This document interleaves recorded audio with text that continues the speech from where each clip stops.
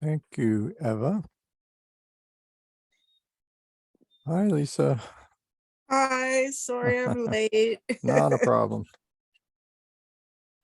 So tonight we're going to continue our discussion of states of consciousness, but we're going to focus more on states that can be trained. So for those of you who are interested in exploring states of consciousness further, I would highly recommend Michael Murphy's 1992 book, The Future of the Body, Explorations into the Further Evolution of Human Nature.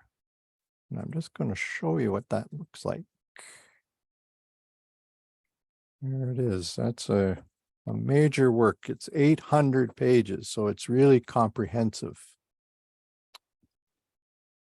So trained states of consciousness, this is a particularly sophisticated upper left quadrant technology. Wilber says that it has been brought to staggeringly advanced forms in the great meditative traditions, both East and West. He points out that natural states do not show development. Dream states occur, but they don't go anywhere. Natural states and most altered states do not show stages. They simply come and go as most states do, whether it's an emotional state or a state of weather like a thunderstorm. In addition, most states of consciousness are exclusive. So, for example, you can't be sober and drunk at the same time. And natural states continue through the advanced stages. Even the Buddha and Bodhisattvas wake, dream, and sleep, although they witness them as non-dual realities. But some states can be trained, and when this involves attention deployment, as many forms of meditation and contemplation do, then these trained states tend to unfold in a sequential fashion.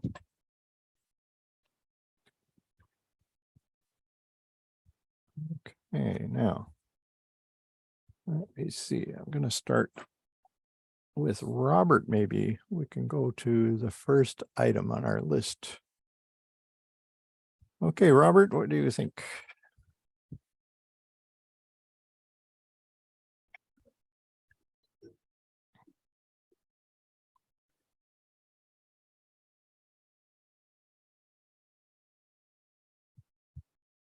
You're muted, Robert. Thank you. There it goes. That means that in my direct first-person experience, phenomenal states in many types of meditation are said to unfold from gross phenomena. For example, I see rocks, to subtle phenomena, such as I see light and bliss, I feel expansive love, to causal phenomena. For example, there is only vast emptiness and infinite abyss, to non-dual, divine emptiness and relative form are not two. These are not third-person structures, but first-person states. Okay, thank you. So note that the third person structures belong to the upper right quadrant, not the upper left. And we'll have a chance to scrutinize those later in this evening. So when states unfold in some sort of a sequence, largely because they are trained, Wilber calls them state stages with a hyphen between, in contrast to structure stages, which we will also cover next week. So let's talk about the difference between peak and plateau experiences. Because of the fluid nature of states when compared to structures of consciousness, this stage sequencing of states is fluid and flowing. This allows us to have peak experiences of higher states. However, in most cases, these peak experiences will be very transitory unless we pursue further training. Thus, they remain altered states or temporary peak experiences. But with further training, peak experiences can be stabilized into some so-called plateau experiences where they persist. This means that if you're at a particular state stage, you can often temporarily peak experience a higher state stage, but will not be able to stably hold it as a plateau experience unless you pursue training. On the other hand, research has repeatedly shown that structure stages, on the other hand, unlike state stages, are fairly discrete levels or rungs in a ladder in development.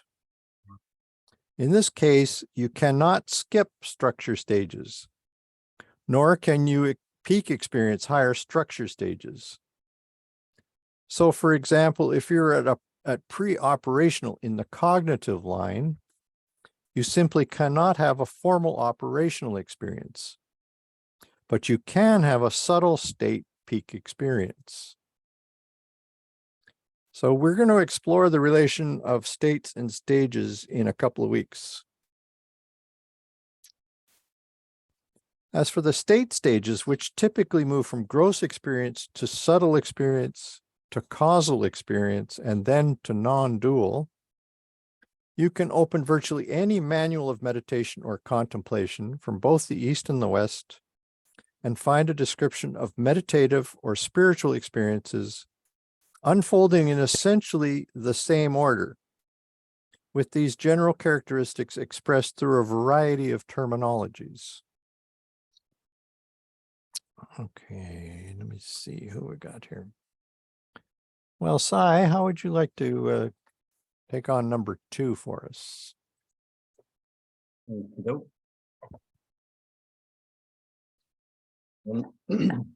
One thinks immediately of St. Teresa's interior castles, the extraordinary cartographies of St. John of the Cross, the meditative cartography of Buddha Gosha's Visuhimaga, path of purification, the cartographies of the church fathers, such as St. Gregory of Nyssa, Origen, St. Dionysius, whose way of purification, way of illumination, way of unification is as short and succinct a summary as you will find. Purify the gross body via discipline, and still the gross mind via concentration. Find subtle interior illumination.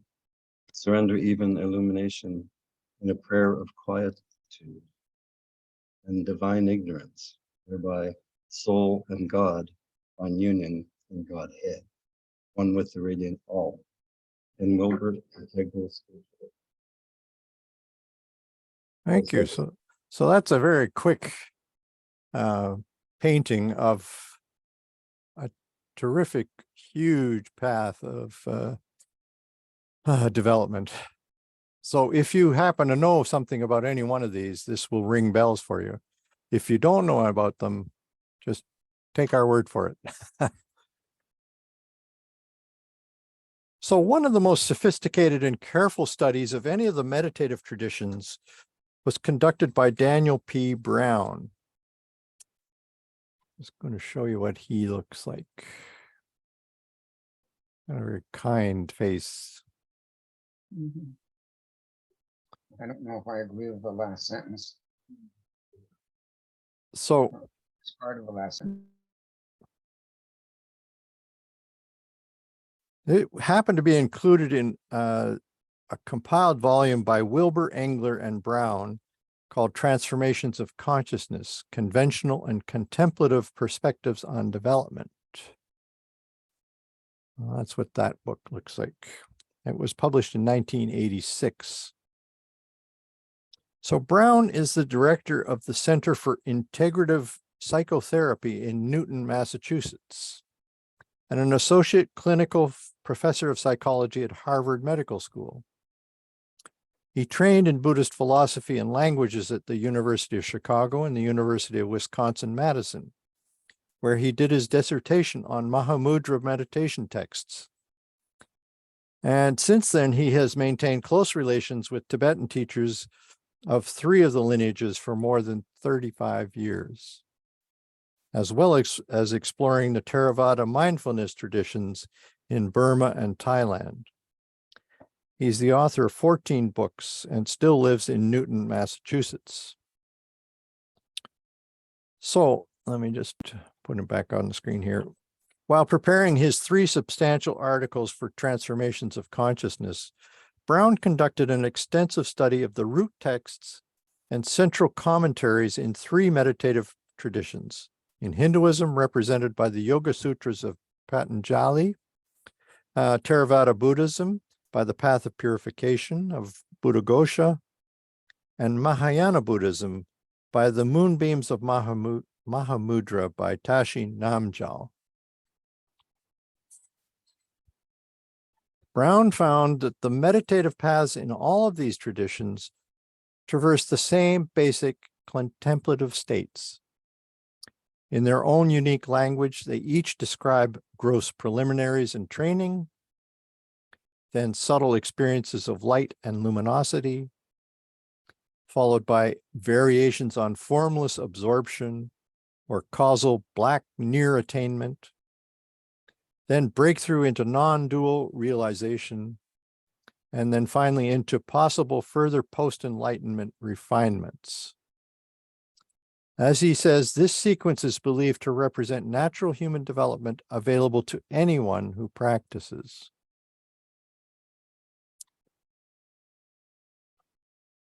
But Brown wasn't done yet. In 2006, he published an even more comprehensive practical resource for serious meditators.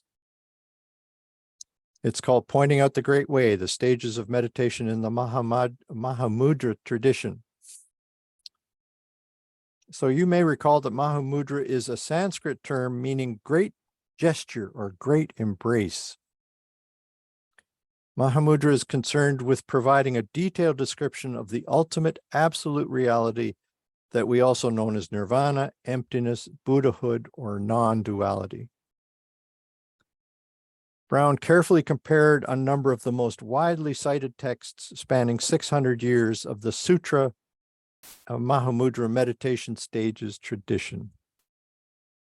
From this comparison, he was able to construct a complete, technically precise picture of spiritual development, stage by stage, from the very beginning of practice up to post-enlightenment practices. So as you can see in this chart, he identifies a total of 25 stages. So each of the subheadings is a stage as well as the main ones. So it's a massive work, to say the least. But you see, One Taste Yoga is way down here. It's number 23. This is the one that Wilbur is talking about frequently, which is why he named that journal of his One Taste. And there's an enormous amount of detail related to each one of these, but we're not going to go there. I just want you to be aware of the fact that this subject is not new. What is new is his ability to synthesize several different traditions from India and Tibet. So in this second book of his, Pointing Out the Great Way, Brown explains Mahamudra from a psychological perspective, describing how this very powerful form of meditation actually works. As he clarifies each of these 25 stages, he employs traditional Indo-Tibetan methods of explanation, which are these. His description of each stage includes the underlying assumptions about or view of the mind, the most commonly used meditation methods at that level, a detailed technical description of the resultant meditation experience, and a review of the problems and mistakes that typically occur and how to correct them. By creating a synthetic text rather than translating a single existing text, Brown's goal is to open up the entire world of meditation experience and give the reader the opportunity to enter that world with all its richness and complexity. While this book's content goes far beyond the scope of this course, I believe that it is a profoundly important resource for future studies of the meditative legacy bequeathed to humanity by Indian and Tibetan forms of Buddhism. Another author whose work is included in Transformations of Consciousness is John T. Chirban, this fellow. He's a theologian at Harvard University. Chirban reported on his own extensive work on the stages of contemplative states in the early Eastern Orthodox Church Fathers. He focused on 6 apophatic saints: Saint Isaac the Syrian, Saint Seraphim of Seraph, Saint Gregory Palamas, Saint Gregory, what am I saying Gregory for? Saint John Climacus, Saint Maximos, and Saint Dionysius. Now, the term apophatic means something that involves the practice of describing something by stating which characteristics it doesn't have. That's typically used in religious texts when you're talking about God. Here again, the same essential sequence was detected: gross phenomena to subtle light, to causal darkness, and then non-dual union. It's important to note that not all of these contemplatives went through all of the stages, however. Rather, this is a composite view shared by the Eastern Orthodox Fathers. So one of the simplest and most accessible summaries of the generic stages of meditation states can be found in The Meditative Mind, The Varieties of Meditative Experience, by this fellow, Daniel Goleman. The title is deliberately modeled on William James's masterpiece, The Varieties of Religious Experience. This is quite appropriate since both books are outlining phenomenology in the upper left quadrant. Both of them are ignorant of the upper right quadrant. Well, maybe not ignorant, but they don't talk about that. In James's case, this was due to the fact that the first pioneer of upper right methodology, James Mark Baldwin, was a contemporary of James's at the beginning of the 20th century. Baldwin's revolutionary research had not yet entered the academic stream, either in the US or in Europe. When it did, it helped fuel both structuralism and post-structuralism. Where William James focused on natural or spontaneously occurring states, Goleman extended his research to trained states. He also detected a sequence that is more or less the same as Daniel P. Brown outlined. Wilber believes that this sequence can be generically found in virtually any great meditative or trained state system the world over. Which brings us to number 3, and maybe David Erickson could read this one for us. Let me go back to the readings.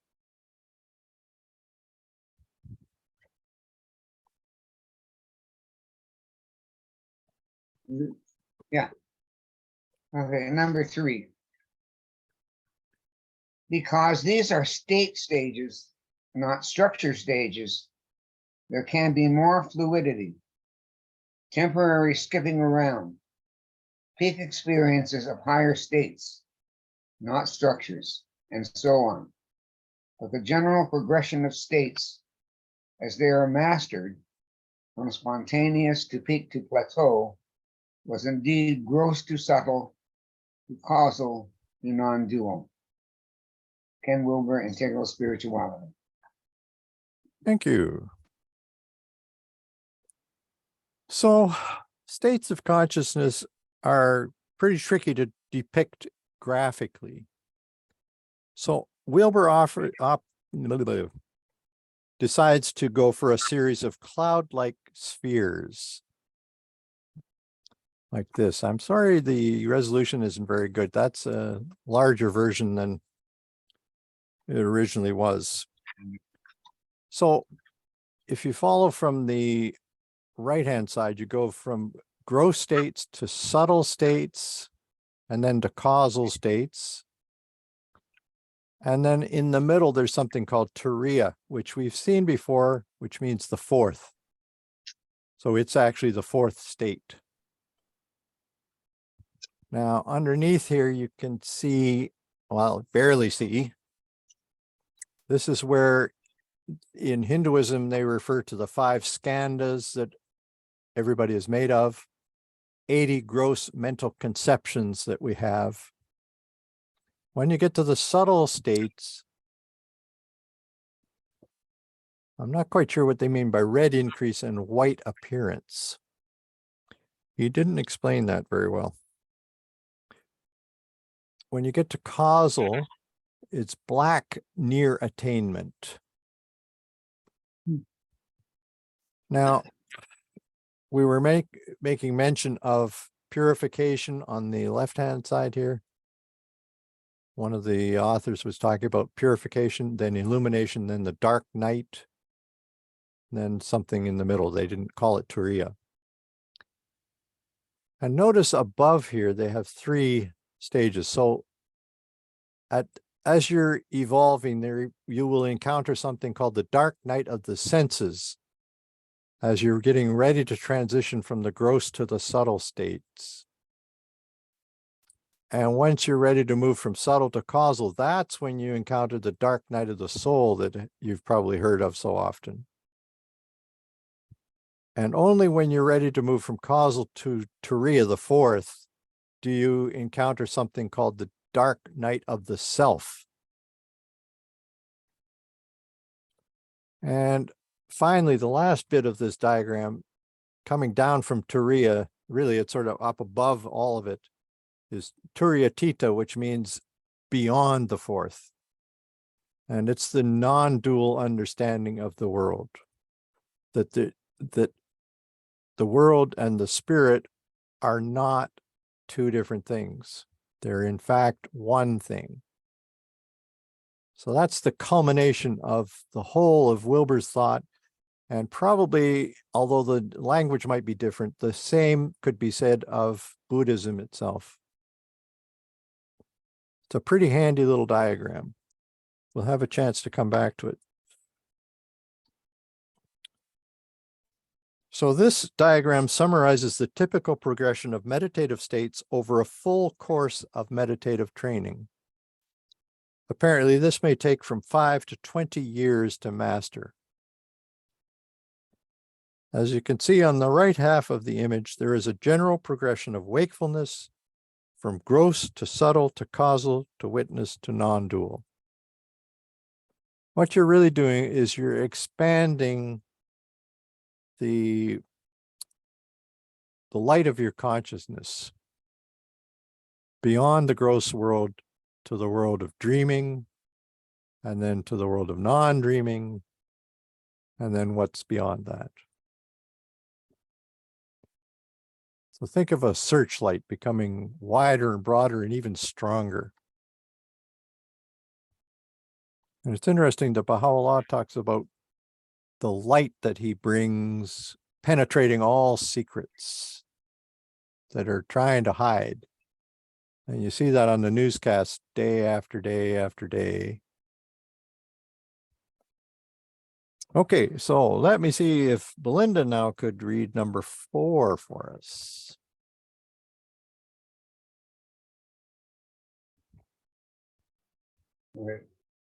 Okay, number 4. There is a, quote, progression of wakefulness from its typical confinement in the waking state to a wakefulness that persists into the dream state, at which point lucid dreaming is common, and or intermediate level meditative states, and then into the causal formless state, by whatever name, at which point states of advanced meditation, including cessation, are possible, and or a very tacit awareness extending into the deep sleep state, so that a wakefulness is experienced even in the deep dreamless state.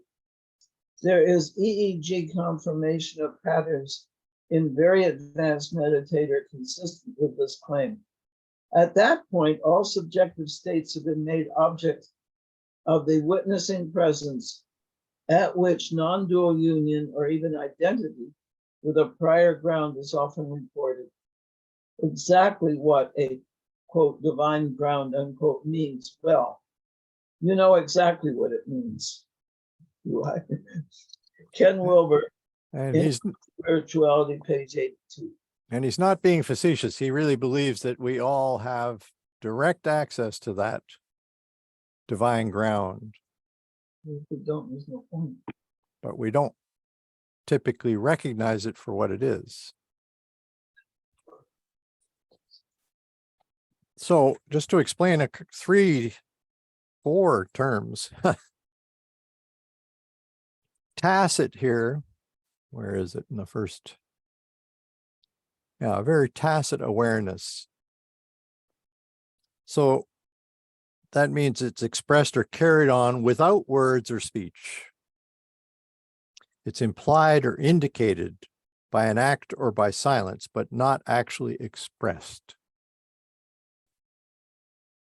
Okay, now Turiya that we had on the diagram, let's go back to that, which is here, Turiya in the center.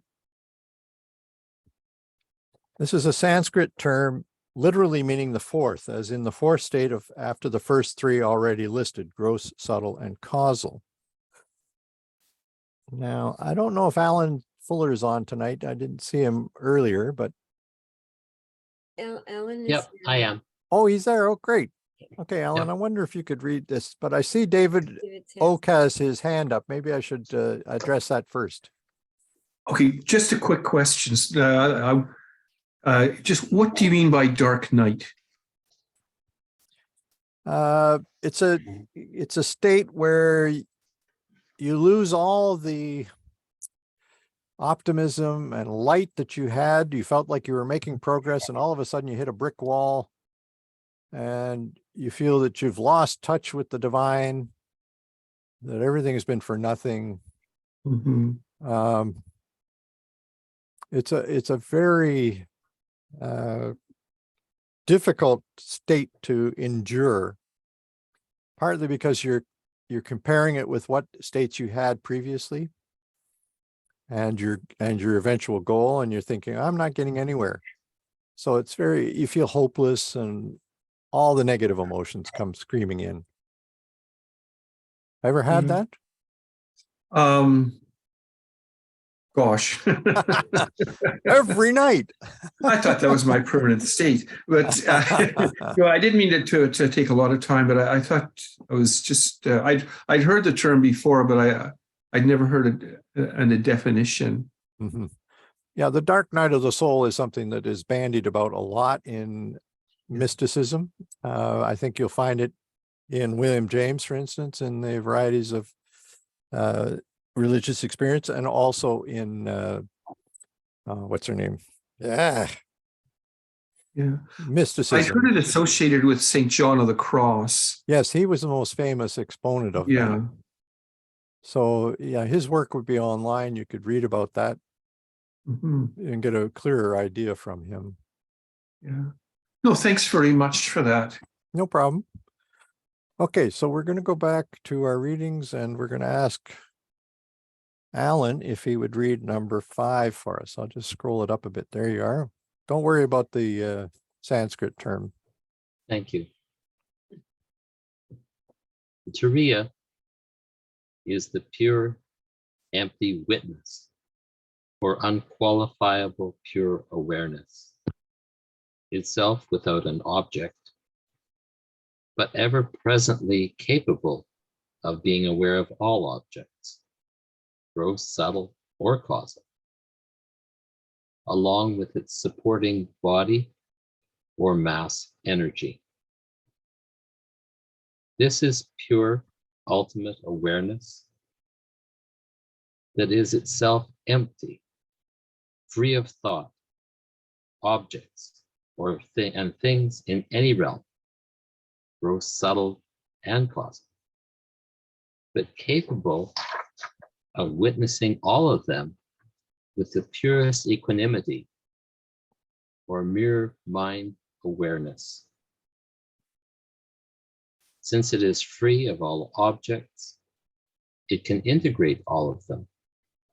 Hence, its supporting body or mass energy component is sometimes called, in Buddhism, yes, the integrative body. Mhm. Ken Wilber.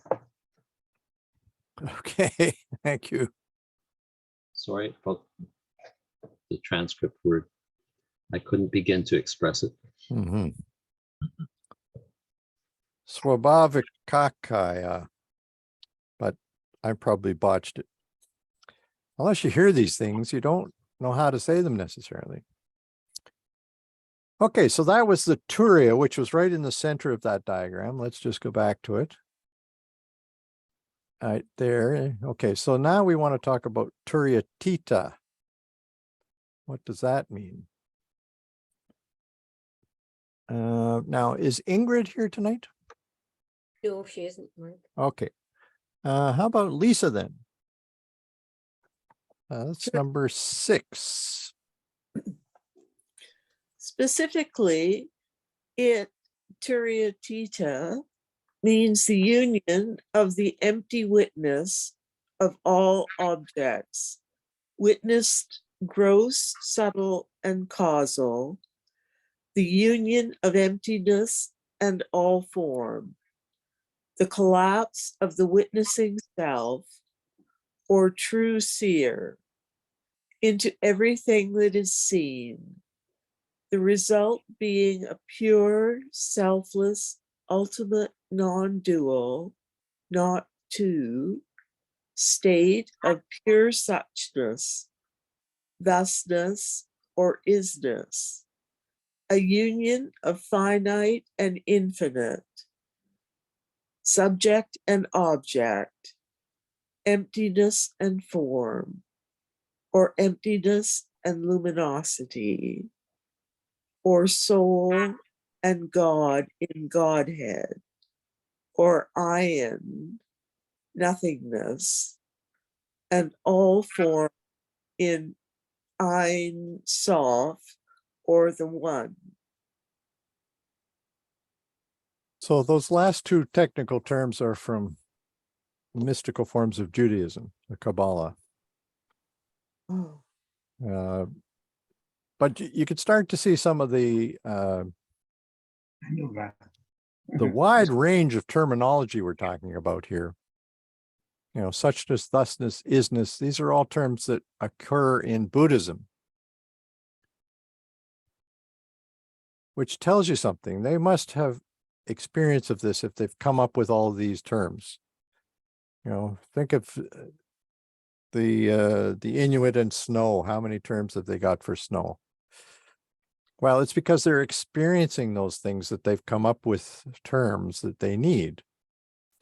So all these different terms actually mean slightly different things, but you wouldn't know unless you've actually experienced them.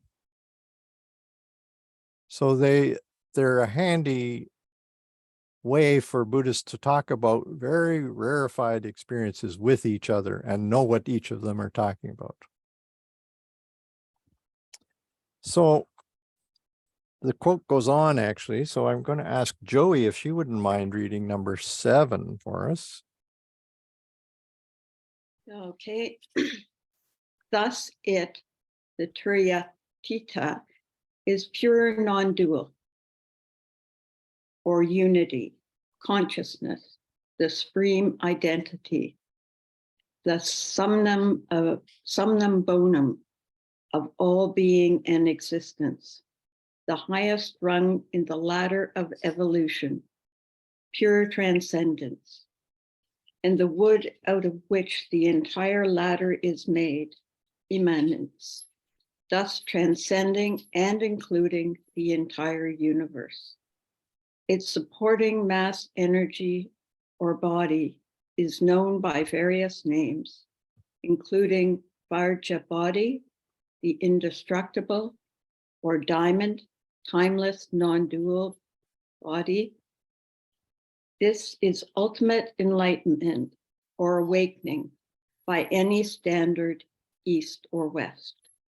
Ken Wilber, The Religion of Tomorrow.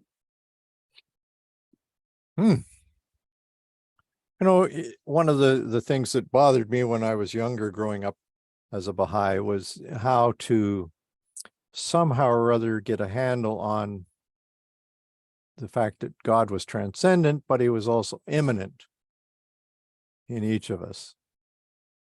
So, according to Wilber, only at the level of Turyatita do Buddhists finally get it. They're able to put those two together and not be queasy about it. All their questions have been answered. And notice that it's the wood out of which the entire ladder is made. So it's the ultimate experience, but it's also the ladder of this whole, or it's the wood of this whole process that we all go through.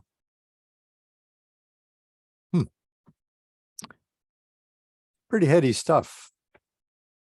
And the term summum bonum, right here, actually means the supreme good. It's in Latin.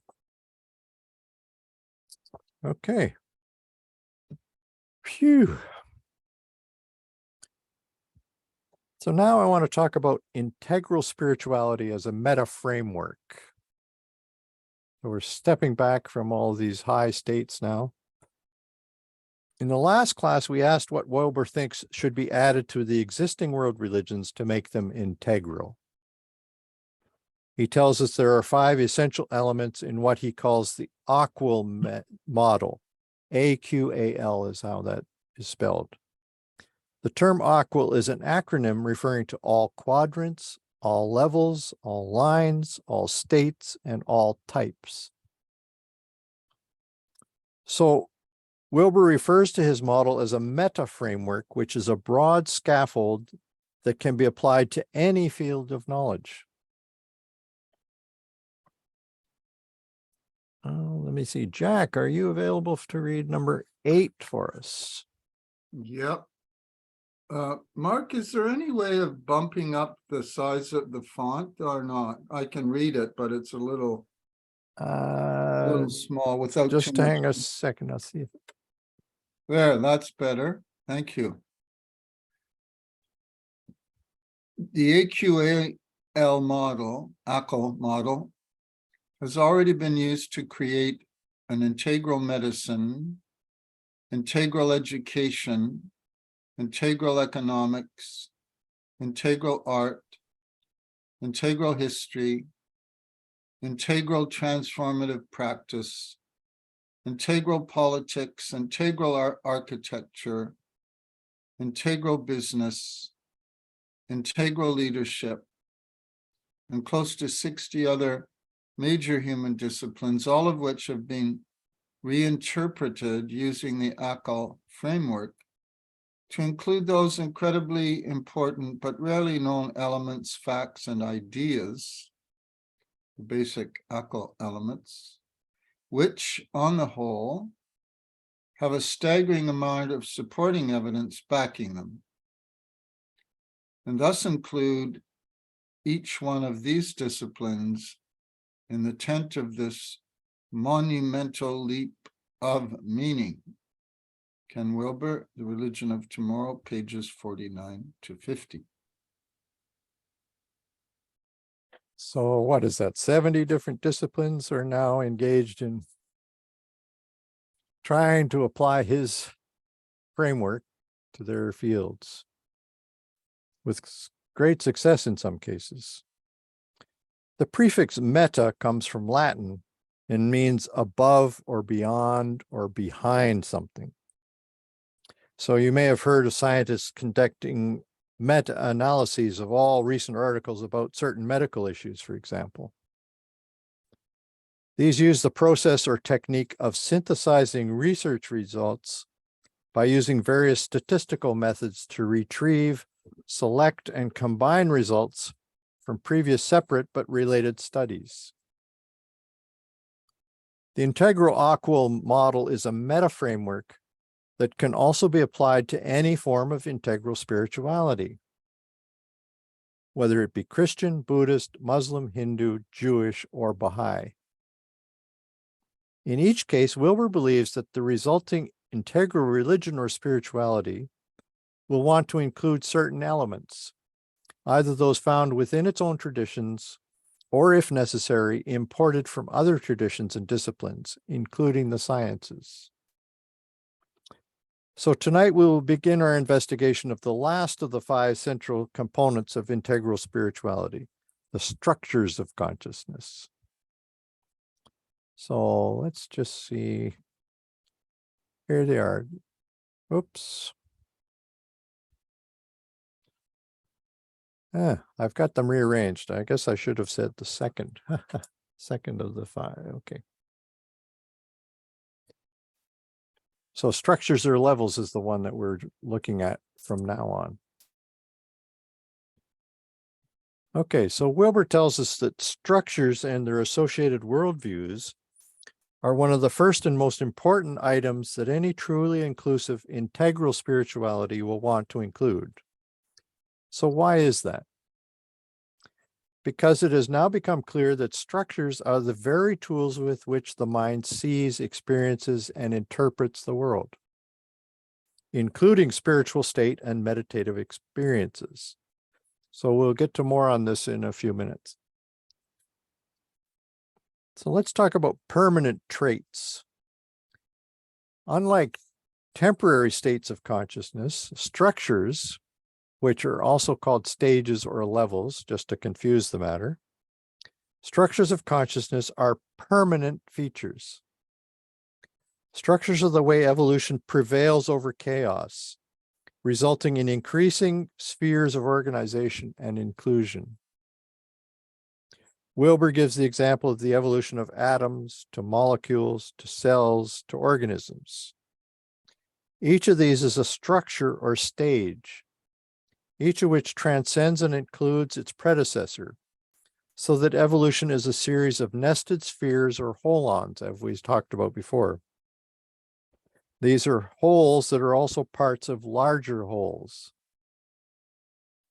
Okay, so each of us is our own individual self, but we're also part of this group tonight. We're also living in our particular communities, et cetera, et cetera. This means that there's a directionality built into evolution.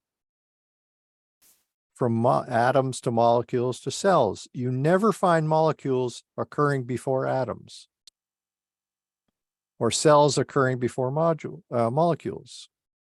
There are no known exceptions to this anywhere in the universe. So stages in evolution and growth appear to be virtually synonymous. Examples of structures or stages in human growth are too numerous to catalog here. As we saw last week with the lines of development, there are stages of psychosexual development, linguistic development, self-development, embryology, physiology, neuroanatomy, et cetera, et cetera, et cetera. Zilda, could you take a look at number 9 for me, please? Sure. I'm just gonna. They, oh, I like the big print. Oh, you did? Okay, okay. They are all variations on sequences, like letters, words, sentences, paragraphs. Each stage in that sequence again transcends and includes its predecessors in a development that is envelopment. There is thus greater and greater wholeness and inclusion in each stage.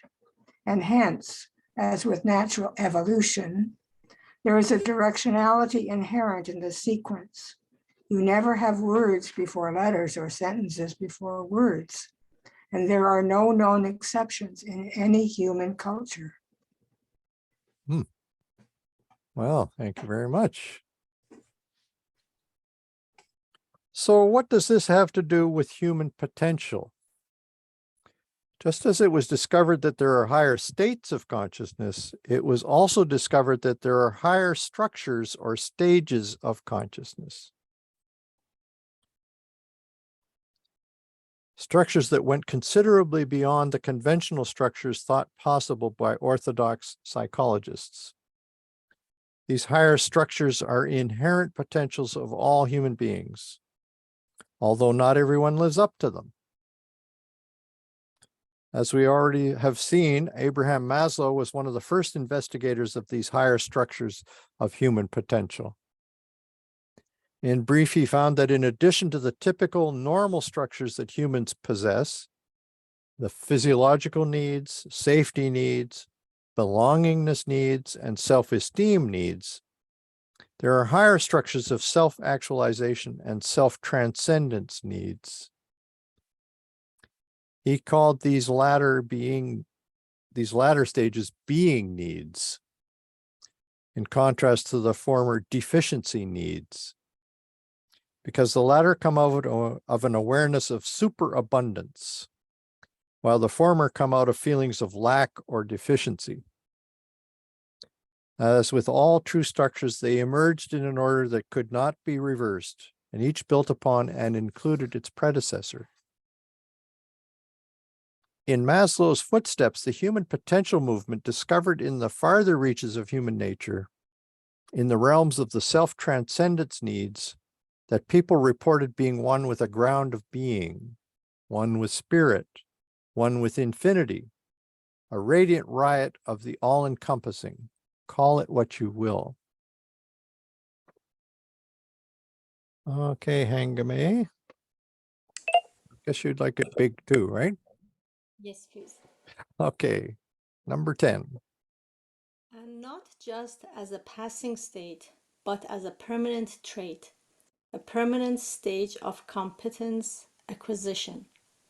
Not that you always live up to it, but that you always have access to it, which is what makes this an awakened stage and not just an awakened state.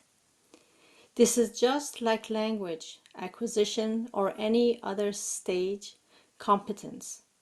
Once you learn language, it means you have permanent access to it, not that you're always talking. Okay, good points. Thank you. So in the modern view, structures are fluid, flowing affairs which are not stacked on one on top of another, but envelop and embrace and flow into each other. For this reason, they are often called waves of consciousness rather than structures or stages of consciousness. And another important discovery is that there does not seem to be a highest stage or wave. Mr. Oak, let's try number 11. Okay, here we go. It just keeps on going and going, hold on upon hold on, in an ever-receding rainbow of wholeness, with no end point, no omega point, only an ever-expanding horizon of consciousness and care, reaching to infinity but never resting in it. Okay, thank you. So although such open-endedness may initially lead to a sense of spiritual vertigo, once it is accepted, it becomes stimulating, liberating, and even nourishing. Like all components of the mind and nature, structures develop or evolve over time. An infant is not born with full access to logic, rationality, or any other tools, capacities, functions offered by structures higher than archaic. Every human being starts life at this lowest structural level. Each emerging level brings them a new view of the surrounding world, along with a host of other new capabilities. Okie dokie.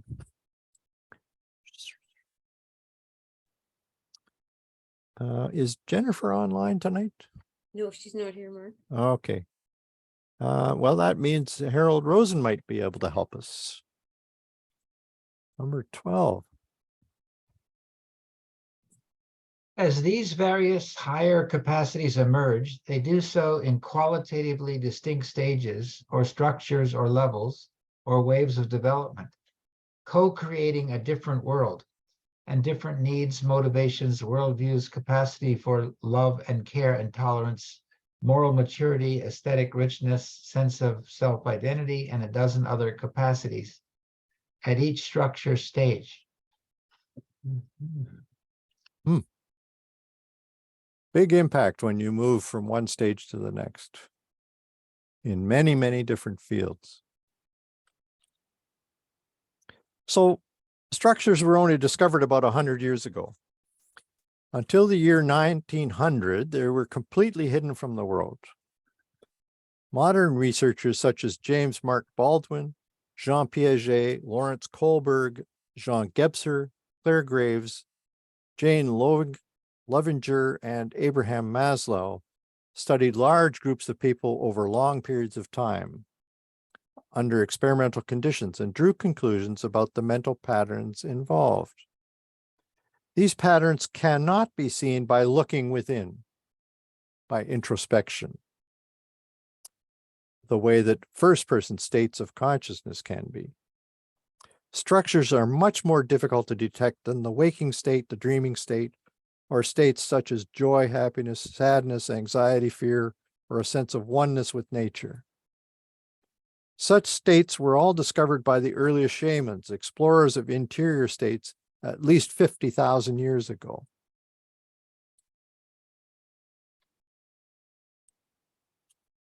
This rather imposing looking fellow is James Mark Baldwin, who died in 1934. He was an American psychologist who gave the first description of a structure of consciousness in the early 20th century. And as a side note, he was one of the founders of the Department of Psychology at the University of Toronto. Wilber does not see integral spirituality resulting in a fusion of all the existing religions. This is a very important point for us. Their destiny is not to be melted down into one single universal religion, any more than an international style of cuisine means that all food is melted down into Mexican. To his mind, unity of religion does not mean sameness. Rather, he expects that once individuals reach the integral and higher stages of the line of spiritual intelligence, they will demand integral versions of their own faith. As we will see in a few minutes, stages of spiritual intelligence are not distinguished by unique contents, but by the degree of complexity of thinking, as well as the degree of consciousness available to them. In other words, they are differentiated by the number of perspectives individuals at each stage are able to take.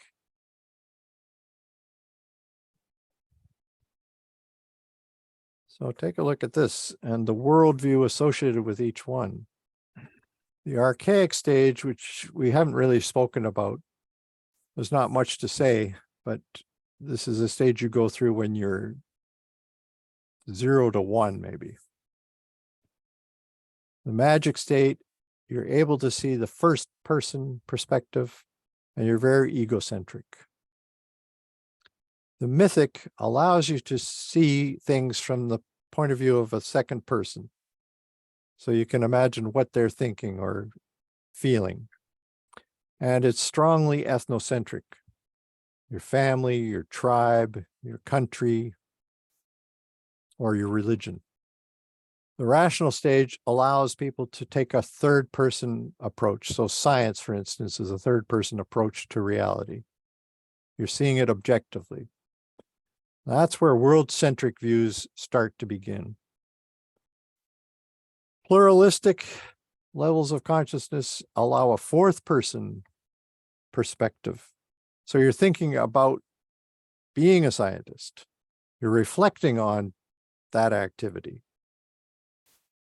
That's also world-centric.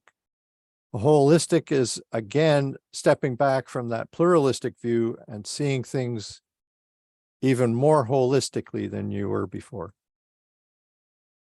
It's a little bit tricky for me to understand exactly what's involved in a sixth or seventh person level of consciousness, but this is how he describes it. Integral is cosmocentric.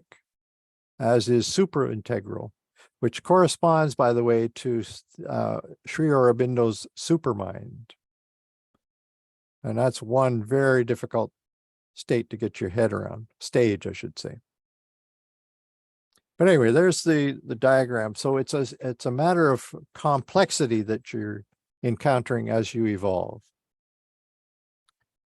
And I'd be willing to bet that all of us in this room are some combination of these right here, those four.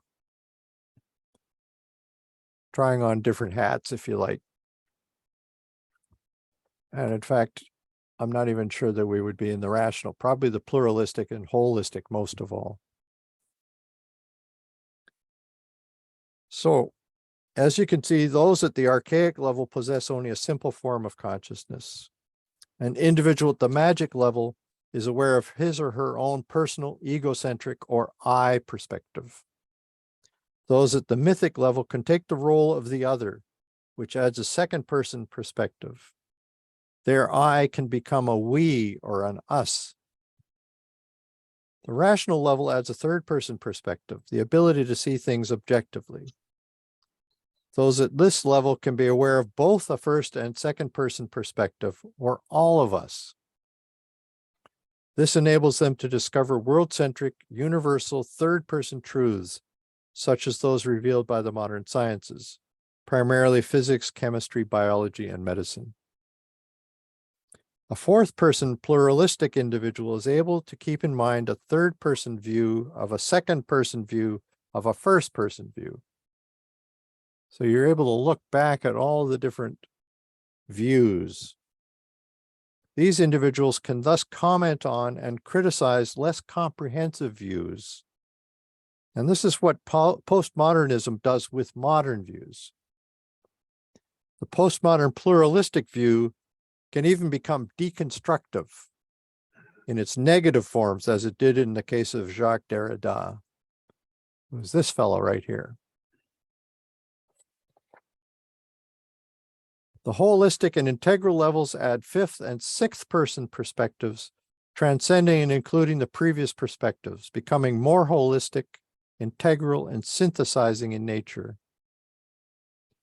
So while those at the pluralistic level have enough cognitive power to see all the real differences among various ideas and cultural notions, which leads them to multiculturalism, they don't have enough power to see their commonalities or universal similarities, and therefore end up fragmented and disjointed.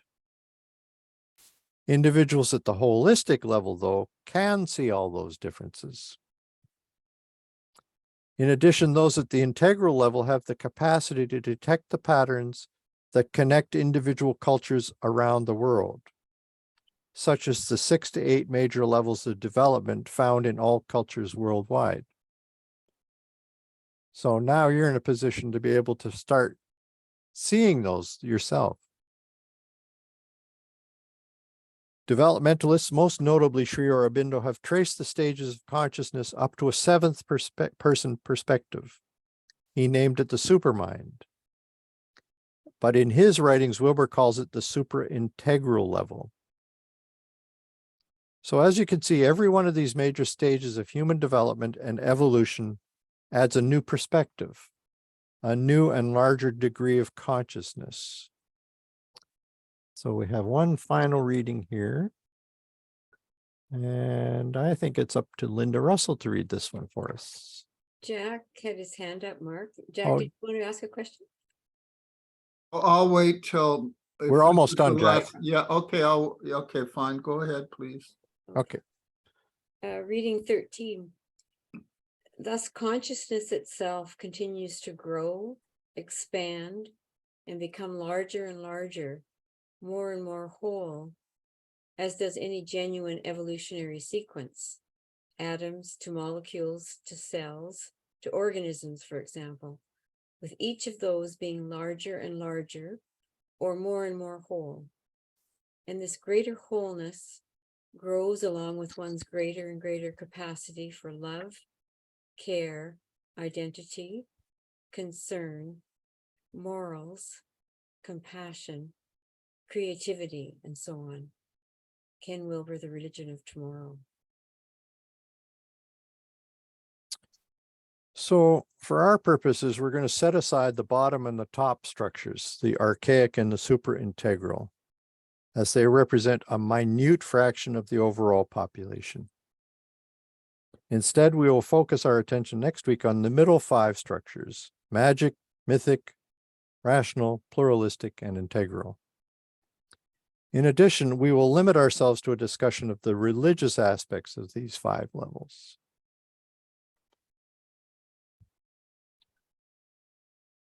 Okay.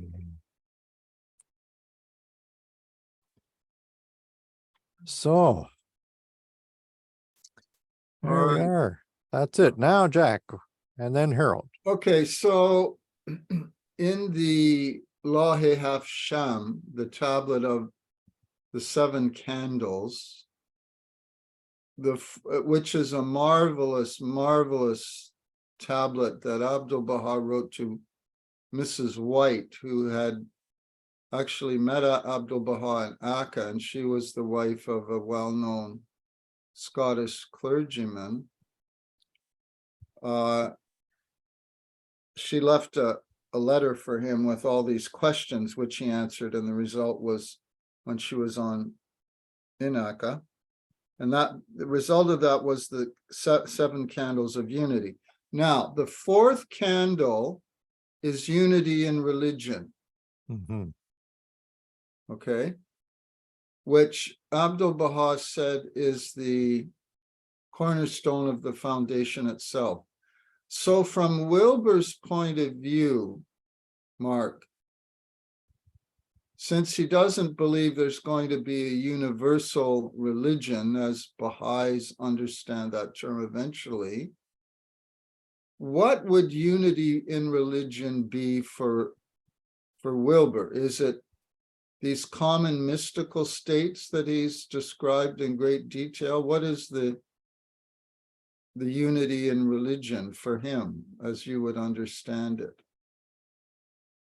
I think you probably put your finger right on it, that it is those states and stages of consciousness that he's talking about all the time. That's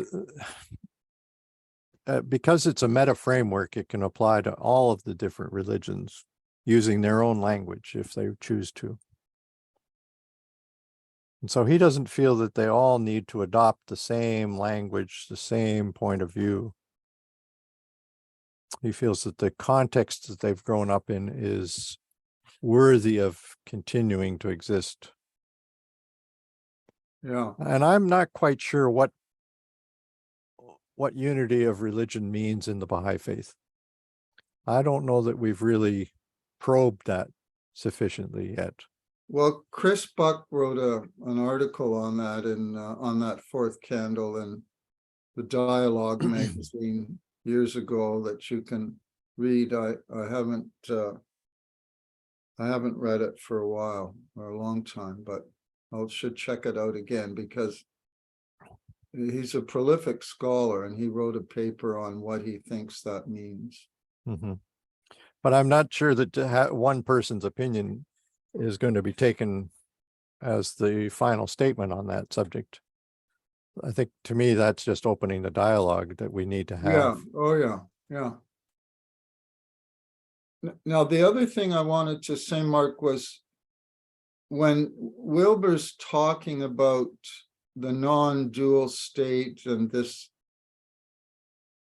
there's a counterpart to that in the real world from the Baha'i point of view, and that is, of course, the unity of mankind, when all the divisions that have divided races and religions and so on will be removed one by one.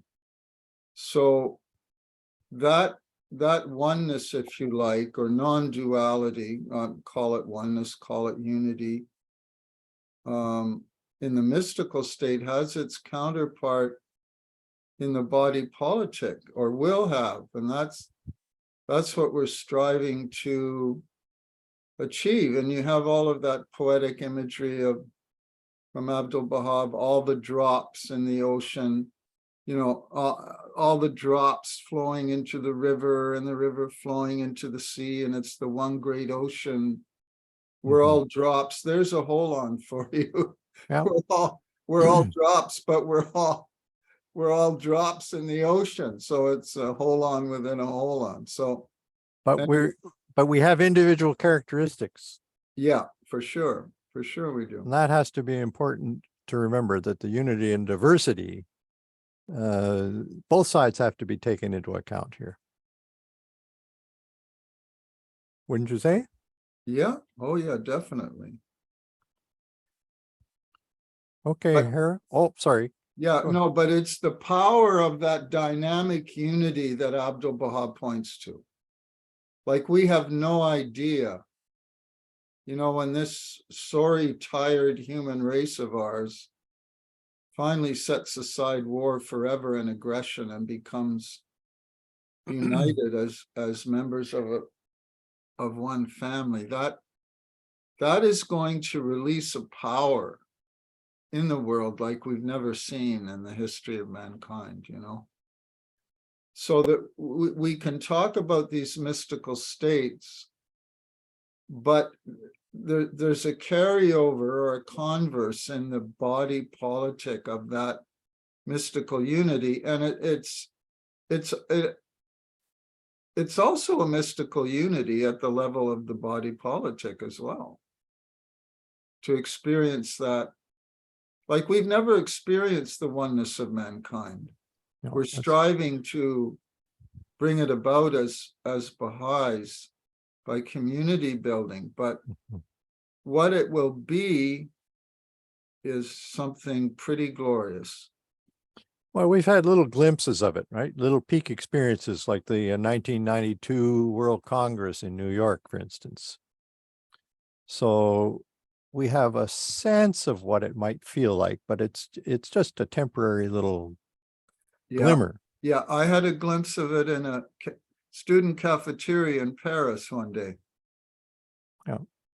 And it was pretty glorious. Yeah. That's another story. Anyway, I've said enough. Thank you. Okay. Mark. All right, Harold, then Cy, then David. Yeah, I'll try to be brief because we want to hear a lot of comments. You know, something about the stages feels a little bit artificial to me. The idea that once we reach a stage, we are sort of permanently there. And I have trouble with that. I want to give you an example. This is taking a risk, but in my consciousness, for example, part of me can imagine and wanting someone to kill Putin. Now, that's not where my consciousness is generally. You know, I'm more interested in the Baha'i faith and building, you know, a new world order and doing it from the ground up, community building, etc.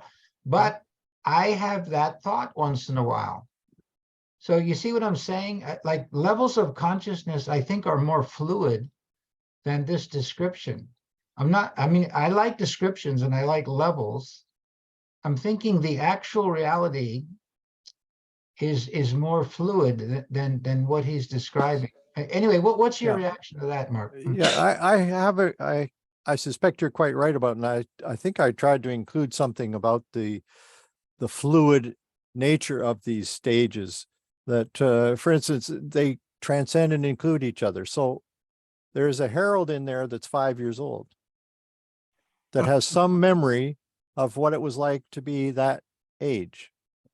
You don't access that all the time, but it's still there. You've included it in the 70-some-year-old person now. Would you agree? So, you know, he has this warrior stage, the red in the spiral dynamic. So part of me can imagine killing Putin as a very neat solution to world problems, and then freeing Navalny and just having a little bit of regime change, and that would have impact all around the world. So if that could be a primitive notion, but my mind works on it a little bit, you know, and follows out and extrapolates. And on the other hand, yeah, okay, So you're saying transcend and include covers this, what I'm talking about. I think so. Yeah, so that means we're not, here's one more problem, then I'll shut up, but volition, there's something missing in this whole system. You can have a level of consciousness and not choose to make the world better with your higher level of consciousness. So, volition is, to me, almost outranks some of this stuff. What are you willing to do? So there would be a hierarchy of volition that in some ways would be more important than levels of consciousness. In other words, you might see the promised land, but have no desire in creating it whatsoever. Are you not stepping into the moral dimension of us? I am. And so Yeah. where is the moral dimension and the volitional dimension in this system? It's one of the lines of development in the upper left quadrant. Upper left. Yeah. So there was a diagram I showed you, a psychograph that had arrows shooting off into the far upper left corner. Okay, then what I'm giving is a potential critique. Some dimensions are more important than others. Like if Abdu'l-Baha might say, a very moral, highly moral, but not very intelligent young person would be better than an immoral, highly intelligent person. Absolutely. So the highly intelligent one would have a high level of consciousness on this chart. And by another chart, they would not look so good. Yep. So I'm just saying, this is not the whole story, what Wilbur's giving us. Well, he's attempting to include some of that complexity when he talks about the psychograph, where you have, let's say, 10 different lines of development that each of us is going through. And morally, we may be quite limited, but intellectually brilliant, right? But we don't have any conscience to limit what we choose to actually do. Okay, but the people who use spiral dynamics tend to think of themselves as more advanced than those who don't like spiral dynamics. Yeah, I know. So anyway, that's enough. I have too many other vague complaints about this. Okay. Okay. All right, Cy. Oh, I just wanted to mention one thing. I've got these little journals I use. ABS. Yeah, I got really lucky. What's his name again? Glenn Cameron was working at the library. This is before COVID, and there was all these boxes, and he was going to basically throw them away. And I said, "What?" So I've got about 100 of these. Anyway, so I flipped through them on occasion, and it just so happened, I'll open up this page just so you can see this kind of chart. Yeah. And the title of the thing is The Evolution of Reality. So who's it by? That's by George Land. But I don't want to go into it or compare. I'm just showing you that he does take our actual evolution of what we consider reality. But what I thought was pretty interesting is, as I was reading it, on about when he gets into the drop down Phases of growth, it's called. Yeah. Okay. But what I thought was jumped off the page here, I'll just read this one sentence here. The organism goes into a process. One word that I like to think very useful is holing. He uses a W. So he calls it holing, W, which I thought that's so funny. If that kind of subconsciously got that from Wilbur or not. But it's not really directly related, but it is good because it's evolution of what we think is real, and as time goes, that changes and all that. So it's a pretty good book article. But the one to comment on Jack, what Jack was saying about unity, and subsequently Harold, I think. But where I struggle with the consciousness part is because we have an individual consciousness, and then there's a collective consciousness of society. And I think maybe we're getting those confused or what, I'm not sure.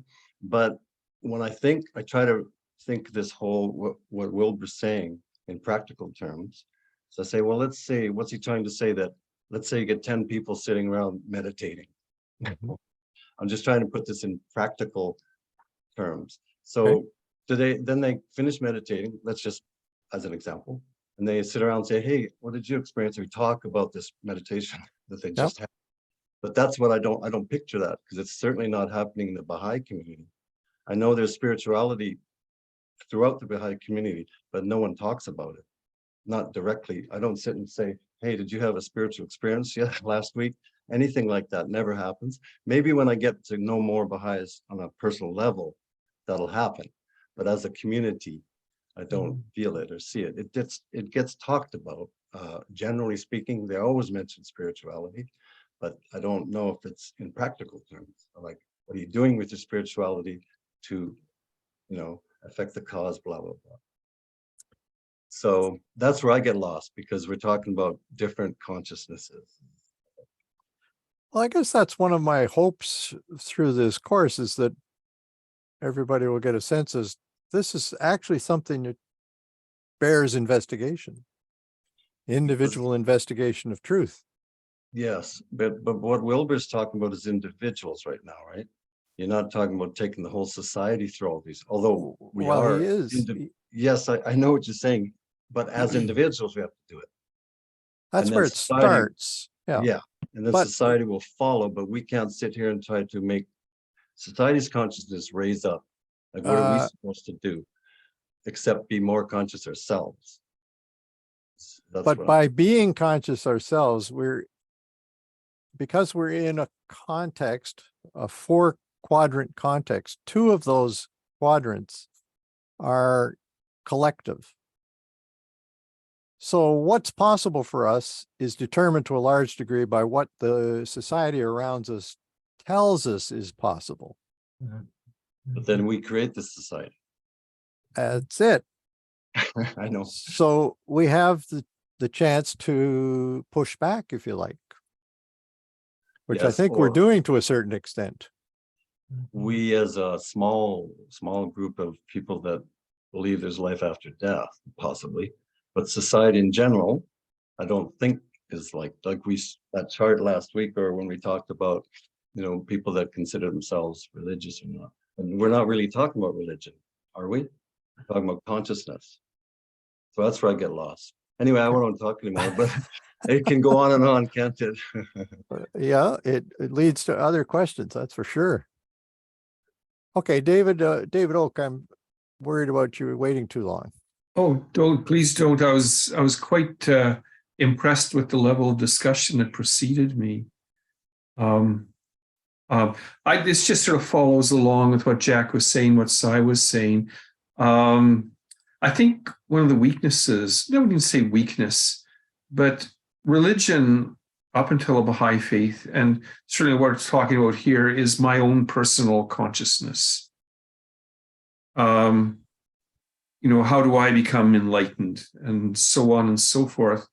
And, like you were talking about earlier, how letters go to words and words go to sentences and sentences go to paragraphs. Mm-hmm. You have cells and organisms, and then you have, a human being is an organism. And beyond that, you find society. Mm-hmm. And making that leap is probably a little more difficult for us, because we look at life from an organism. That's what we are. Could you show me 11? And I'll show you what I mean. Reading 11 you're talking about? Yeah, reading 11. I understand about, you've heard of feral children, like some way or another, a child has not been exposed to other people. Mm-hmm. If they don't develop a language by the age they're 7, they're incapable of language, any language. And if they haven't had some interaction intellectually by the age they're 13, they're just incapable of intellectual activity. They become animals. Let's see, it just keeps going and going. Oh, good grief. No, I think it's at 12. Oh.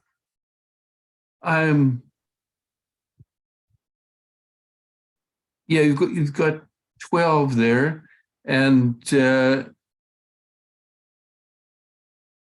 Gosh, I thought it was 11. Oh yeah. I think you'll find it in 10. I'll start reading co-creating different motivations, worldviews, capacity for love and care and tolerance, moral maturity, aesthetic richness, sense of self-identity, and another dozen other capacities. These are all capacities that are learned collectively. And if you're not exposed to other humans, you can't develop any of these. Absolutely right. And of course, what we're talking about are ideas that have evolved over thousands of years. None of the people we were talking about here started them from scratch, and they didn't develop them by themselves. True enough. And so that's what I was sort of getting at. Maybe there's a collective conscious and a collective spirituality. Well, that's part of one of the big benefits of postmodernism is that they've identified that everything is related to a context, right? A larger group that you're embedded in. And to some extent, you're not even aware of how embedded you are.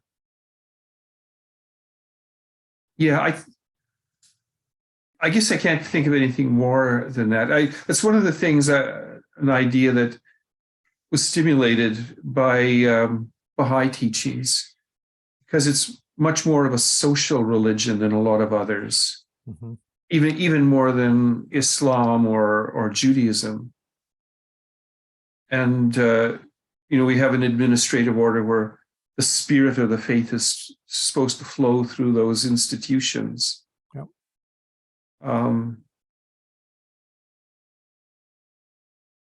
Anyway, that's my bit.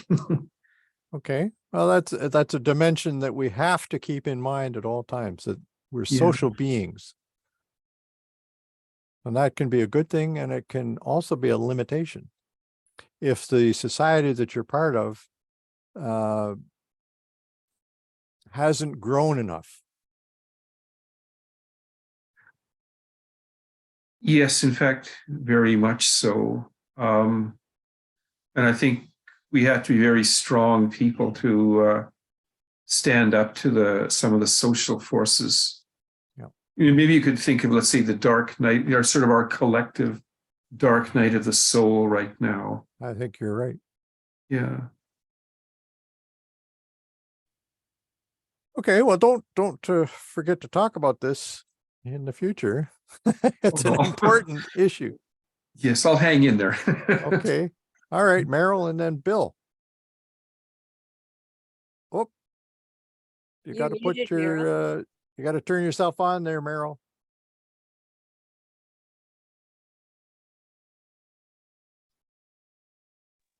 There you are. Okay, here's a book. The Shadow Effect. Yeah, who's this? Deepak Chopra, Debbie Ford, Marianne Williamson. Right. And I think they talk about, how we were talking about the society, it's fairly, it feels pretty dull, dense, etc. And this book talks about that being kind of our shadows, because people are so afraid to look within. And this sort of, anyway, I'm not explaining it well, but if you read the book, it comes out more clearly. But I think that what we in these times, we need to use whatever spirituality we're in to work on raising our consciousness, and then go out with among other people, being in that more maybe loving or forgiving, or however words you want to use, manner, so that other people catch it like it's contagious. Mm-hmm. If you know what I mean. There's one dimension of Wilbur that I really haven't focused on, just strictly because of time, and that's what he calls cleaning up. And that involves working on your shadow. And there's an individual dimension of that, but there's also the collective. So Canada, for instance, is now, whether it likes it or not, having to confront its own shadow in terms of how we've treated Native people over the last couple of centuries, Yeah. where it's being thrown at us from every which way. We're not too happy about it, but we still have to deal with it. What are we going to do differently going forward? So he has some suggestions as to how one handles one's own shadow material, stuff that you would rather not believe was true of you. But I really just didn't have enough time to focus on that, unfortunately. But it's part of something he does talk about. Mhm. So by all means, go ahead and read The Shadow Effect. I think that looks like an interesting book. Is that recent? Yeah, it's just a sec now. Oh, actually it's 2010. I bet it's still true. I think it's still true. It felt pretty true when I was reading it. Interesting. Well, I'm gonna note that down and take a look at it. Thank you for bringing that to my attention. Thanks. Okay, Mr. Bill. I had something I wanted to say, but I also wanted to respond to something or address something you just said about Canada and addressing its issues with the Indigenous and how that's a shadow and such. And it's my perspective that it is only because Canadians or the society that we call Canada presents itself as caring and it's being held to its own standards. It past behaviors and actions and bad choices are being held up to people who care about justice and human progress, essentially, and that only because the Canadian population can see its shadow, it is aware of its shadow, and it's only aware of it because it cares to look and to see that. And that's very important, because I've been in places where essentially nobody cares. Okay, we just I had slavery for 100 years and we genocided a bunch of people. We call them Indians, they're not indigenous people. They never really got associated with the country they were in, as opposed to the one that they thought that we arrived at. There's only a very small part of the society that seems to care about those things, and so it doesn't see its shadow. And it's in my mind, the inability to see its shadow is detrimental to its evolution as a society. Which brings me to evolution. My understanding from the little bit of Wilbur that I've absorbed is that he doesn't see evolution as being, a straight line going forward of humanity, but that part of the process of evolution is for humanity to get lost in its own mistakes and turmoil and go in the wrong direction, and then self-correct if it survives those mistakes. And in fact, he refers to what's going on in this country with regard to the populist movements and such as that as being examples of this kind of evolution. Which brings me to the idea that I want to insert in this discussion of agency. So individuals have agency in the evolution of their lives and their family lives, and to a lesser extent as you go up higher in that whole line, the societal lives and the civilizations existence, but everyone has agency with that. And religions, we were talking about morality. Well, morality is something that evolves. So the morality that we're talking about now may not be the same. And to give an example of that, the morality that we had 50 years ago was, was before birth control and those kind of things. Totally, it changed how society looks at sexual behaviors and expectations and such. So morality is evolving, and that's not necessarily in a positive direction, but it's evolving, and it's over time because of the nature of evolution, where what doesn't work gets weeded out, and what does work moves us forward. We begin, to progress there. But religions have agency in the evolution of society, and the spiritual unity that religions are able to achieve in terms of their understanding of the nature of the universe that they all share. That's, in my mind, the unity that religions can achieve easily.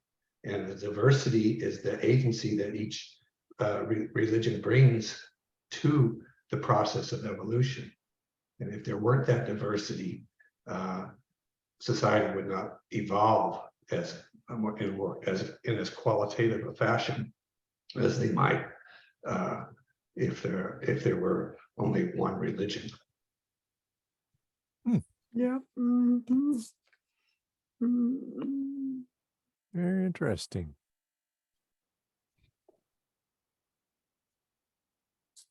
I'm not sure how to respond, Bill. I mean, you've raised a fascinating set of issues. But I don't know if anybody else has a comment to make on what you've just said. Meryl does. I don't know if anybody else has, but I have to admit my brain is getting pretty tired. Mine's at this point. Very fast comment. Okay, go ahead. The indigenous people, the medicine wheel. Ironically, we've got four. And it representing either the four directions or the four peoples or whatever, and each one has something unique to offer. The center is the Great Spirit, or the whole, or the all people. Nice. Yeah.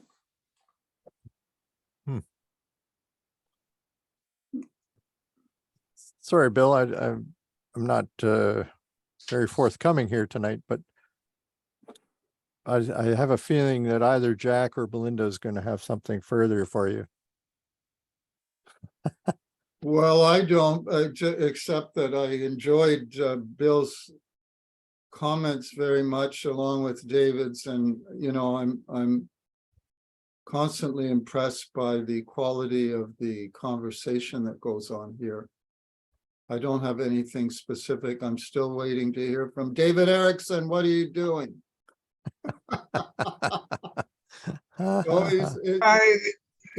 He's cogitating something in there, but I wanted to. Belinda's going to speak first, I think. Yeah. Okay, well, I wanted to say something about the unity in religion. That was why I stuck my hand up. Okay. And also a brief comment on Harold's comment. I think what Harold was saying essentially was the moral element in Wilber's philosophy needs to be developed more. That's how I took Harold's comment, that it was somewhat lacking. But when we think of the unity in religion, which Abdu'l-Baha said was the fourth candle in the 7 candles of unity, the Baha'i writings give a couple of clues about how that's going to evolve. At the ultimate stage, there will be one religion for all mankind, but there are developmental stages along the way. And the Baha'i, so look in the Middle East, we have Sunni attacking Shia mosques and killing people. These people are all Muslims, and yet the Quran forbids civil war among Muslims, and they're killing one another. So, but the time will come, Abdu'l-Baha says that, well, let's take Baha'u'llah's quote, consort with the followers of all religions in a spirit of joy and fragrance. That's one of the things that's going to happen. We see it developing slowly in interfaith dialogue and interreligion services and that sort of thing. The other important thing is that amazing that one of the first things that Baha'u'llah did after his declaration was the prohibition of jihad, which was so-called holy war, which was one of the main tenets of Islam. Yep. He's understood. So that's, that's what I see happening is so that the ultimate stage will be the one universal religion for all of mankind, which is in the far future. But there are very happy stages along the way, is that religions will become more tolerant of one another, they'll learn from one another, they'll collaborate in common projects and so on and so forth. So, and in that sense, I see what Wilbur's making a contribution there. However, I still feel, Mark, even though you say that he emphasizes the community and so on, I don't know, I could be wrong, but my impression is that Wilbur is still into the development of individual consciousness. He's not, like who said a moment ago, the Baha'i faith is a very social religion. It's because we have grasped this concept that we are one, and our faith is based on that concept. It's not just the perfection of the individual as we have in Christianity. That is important. That's all part of it too. But it's just, it's that we are one and we're working together collaboratively, so I see that as something quite different. I don't see that emphasis in Wilbur. Maybe because I don't know him well enough. Mark, maybe you can comment on that, but I think this consciousness of the oneness of mankind has really penetrated the Baha'i community because it's so central to our teachings, that we're absorbing it gradually. Anyway. Well, you got to remember that Wilbur is a fallible human being, and he's playing to his strengths, which happen to be individualized. But that doesn't mean that he's got the final word on the way that the world works. And I think what we're doing is recognizing one of the areas that the Baha'i faith is unique in what you were just talking about with the social unity dimension of it. I think that's what we bring to the table that nobody else has really been able to do. And we're doing it on a worldwide basis. So that's good to know, and the fact that he doesn't get it is fine. He's giving us all these other gifts, but hell, we have to have a reason for existing. If he covered everything, we'd really be up a creek. So I don't know. I'm okay with him being a human being. He's the first one to say that, these are just ideas or concepts that he's putting forward at this stage in life, hoping that other people will attack them and build on them, construct something more long-lasting. So that's one of the things we're doing here, I think, by critiquing it. Belinda, did you want to say something? You had your hand up at one point. And that'll have to be our last comment because we're running way over. My first comment was actually in response to Meryl mentioning the medicine wheel. She mentioned 4 directions. When I was introduced to the medicine wheel concept, it was explained to me there are 7 directions. Right. North, south, east, west. Yeah. Right. Father Sky, Mother Earth. That was how it was expressed to me. So now we've got 6. What's the 7th? It's Oh, you just went mute. Sorry. You went. it doesn't matter. She said that the 7th. It doesn't matter. Yes, it does. What was the We're 7th? hanging on every word. She said that the 7th direction is actually the center of the wheel. Going within. Yeah, but that's that That is that connecting unity, that oneness. Yeah, yeah, I agree. It's interesting that it's 7 again.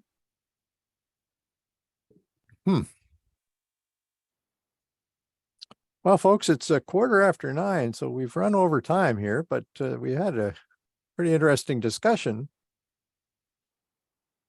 Sorry, I don't have answers to everything people raise, but I'm fallible too. Thanks, Mark. So we'll see you in a week, shall we? Sounds good. Thank you. Thank you. Take care of Thank you, yourself. Mark, and thanks to Mark, you're not everybody. supposed to have all the answers. Oh, thank God.